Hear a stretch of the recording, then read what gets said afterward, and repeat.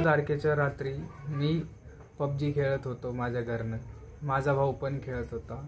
आमच्या घरापासून 100 मीटर दूर समजा तो पबजी खेळत होता.